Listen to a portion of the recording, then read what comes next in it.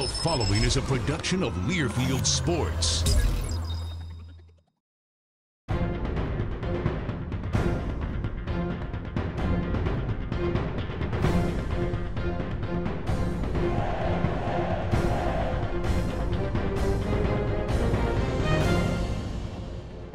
The Badger Hockey Digest, presented by Charter Communications.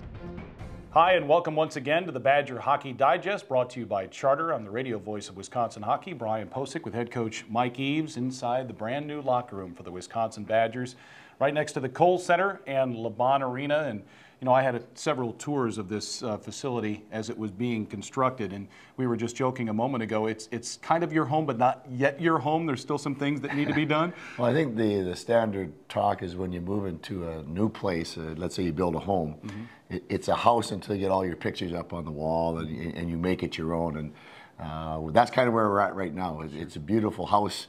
And once we start getting our pictures up on the wall and making it feel a little bit more like ours, then it'll become truly something special. Yeah, you know, I've been wanting to do one of these shows from inside the locker room for a while, but Coach Eaves kept saying, wait till the Motion W is up. And you look above you, and sure enough, there's this beautiful Motion W that's highlighted by red light, and just those little things make this a special place. Well, there's quite a story behind this Motion W. We didn't put it in the carpet like most locker rooms. One of the reasons was you're not supposed to step on the W. So after games, people would walk in, and we wanted to stretch in here. We lost space. So the plan was to put it up in the ceiling, and with the budget concerns and everything, it actually got cut out. Really? And big alarm went off in my head, and I talked to my boss, Sean Fraser, and said, Sean, we need to get this done. So they went back and revisited all the numbers and stuff, and they were able to figure out a way to put it back in the budget and get it up in the ceiling. And it is really the final touch in this locker room. It's beautiful. Yeah. You know, what's funny is I remember what the locker room used to look like at the Dane County Coliseum when Mike Eaves played. It's a little bit different now, isn't it? I can hardly remember that far back, but we had steel lockers and a chair that sat in it. At the time, that was the Taj Mahal, though, and now look where we've come. Yeah, and this is very important for recruiting. I mean, obviously student athletes look at the university that they want to attend, the coach that they'd like to play for, but things like this locker room, the LeBron Arena, and everything else just helps in recruiting some student athletes. There's no question, and it is keeping up with the Joneses. You have to be really honest about that. It's part of the package that you present, and you talked about the package in terms of the academics, the rink, the coach, the city that the school is in, and the locker room and the facilities you have is clearly one of the biggest things that kids look at. Yeah, I know the Badgers have been wanting to win a game at home this season. It hasn't happened as of yet, but you talked about maybe we're being made to earn that win and to earn these fine facilities. This is so nice, and you know, actually we joke about the fact that it's almost too nice. I mean, at the next level, most of the locker rooms aren't even like this at the National Hockey League level. So, you know, these kids are in a rush to get out of here. You might want to be in the 6-year program when you come to a place like this because the facilities are so fine. Yep, and actually walking by the facilities to do a pregame show with Mike on Friday, there he is in the hot tub, kind of warming yourself up a little bit. I got an injury. I had to fix that injury a little bit, but I mean that's not a luxury. Actually, that's the cutting edge of training. You know, with what Jim does for our guys in the weight room, recovery is a big part of being able to come back the next day and go in the weight room or go on the ice and perform at that close to 100% level as you can. So the hot tub and the cold tub are all about that recovery. Yeah, it's very nice, and we'll be kind of panning through the locker room facility here as we move along on our Badger Hockey Digest today. The Badgers played Tech last weekend, home Thursday and Friday against Alabama-Huntsville. More on that coming up in a couple of minutes. Football, Wi-Fi, wings, now that's a business plan. Glad you like it.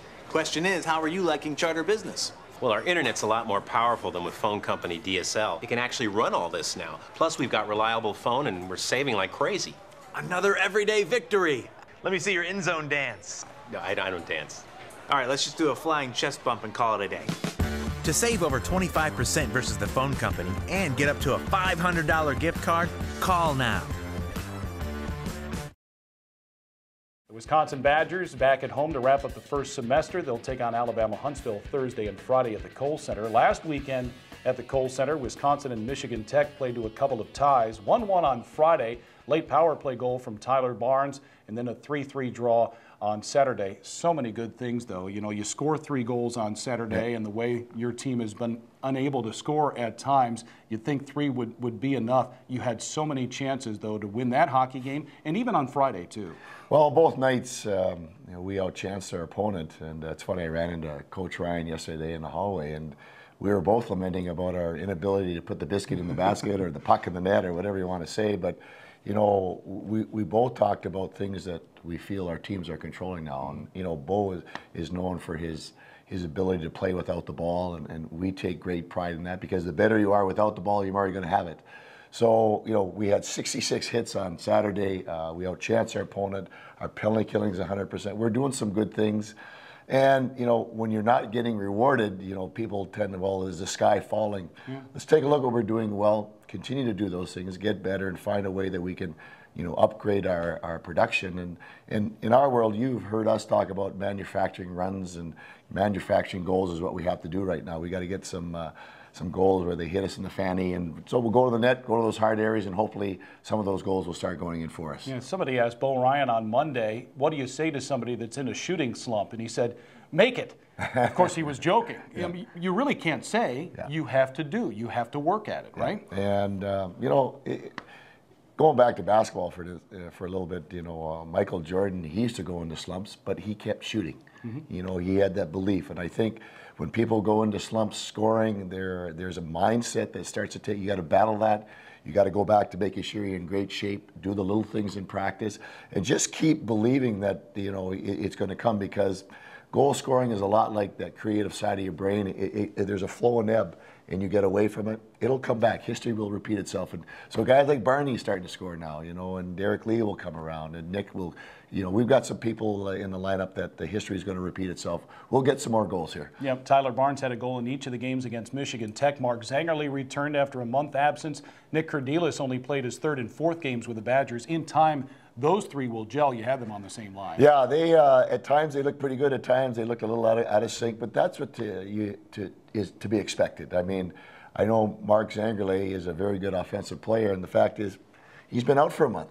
He remembers how he was playing, so he wants to jump right back to where he was. That's not reality. So he's going to get better here, and he'll be more productive as we move along. All right, Alabama-Huntsville Thursday and Friday, and one of the reasons, school, right?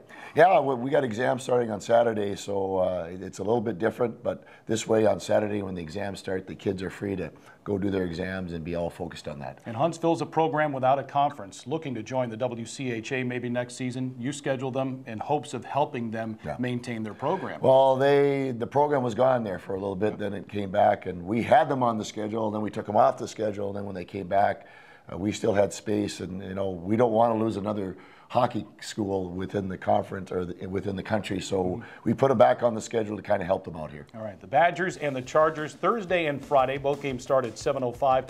Thursday's game is on Fox Sports Wisconsin. Friday's game on Fox Sports Wisconsin Plus, and of course you can listen to the games on the air or at BadgerSportsNetwork.com. For Mike Eaves, I'm Brian Posick. Thanks for watching the Badger Hockey Digest, brought to you by Charter.